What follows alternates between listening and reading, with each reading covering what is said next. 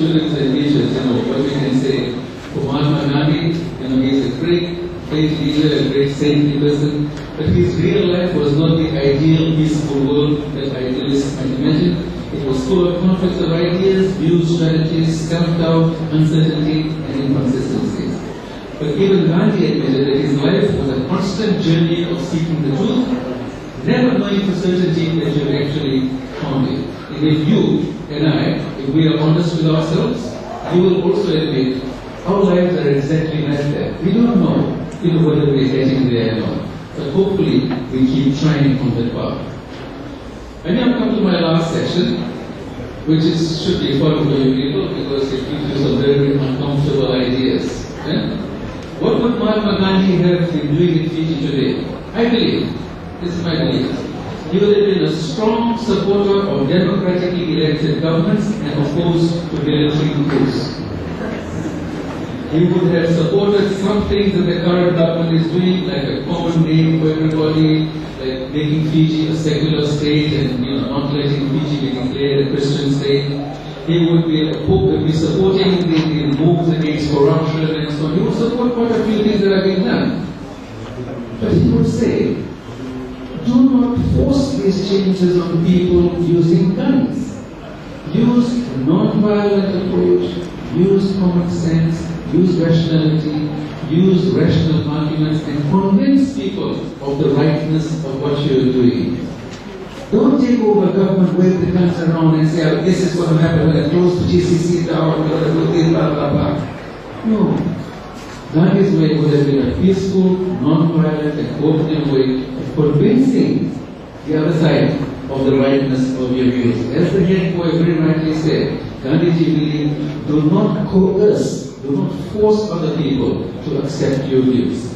I believe that because he was a passionate seeker of the truth, he would find out the truth behind all our military coups, he'd look for the truth behind our economy, he'd look for the truth behind our society, he'd look for the real truth behind our politicians.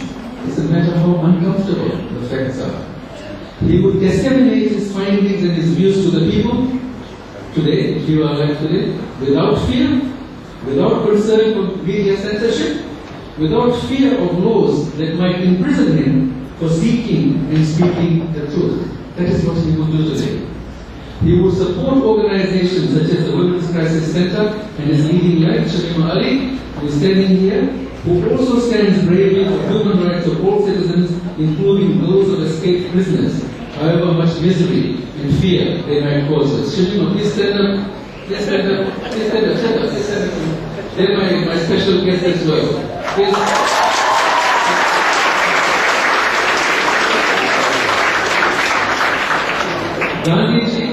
Gandhiji would join those who fight for just wages for our workers, like Father Kevin Barr here, and hopefully also the economist behind the scene who has been helping me. Father Barr, please stand up. In fact, that's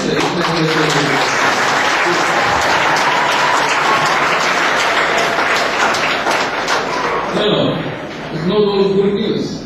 But the Methodist Church was recently being very unfairly treated. They were not allowed to hold their meetings while every other religion was allowed to. What would Gandhiji have done?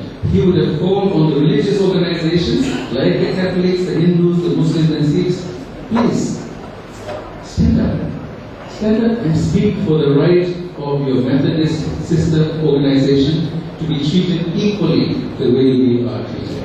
That's what he would have done. He did write about it once, but unfortunately, the other organizations, religious organizations, did not do that.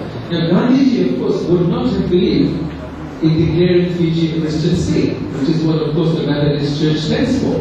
But he would still have said, do not discriminate against the Methodist religion just because they think differently and believe differently from us. That's what they would have done. I was hoping that our other religious organizations would have risen to the challenge and broken this silence in this circle.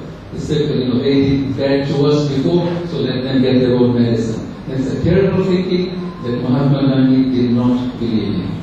Still not over yet. There is still a Gandhi commission that's in place, and I hope that some of our religious organizations will go in and speak the truth there. Gandhiji, we will be very pleased with the strength of our environmental movements. and forestry department initiatives such as plant a million trees that is taking place in Fiji, although a bit out of scheme, I think.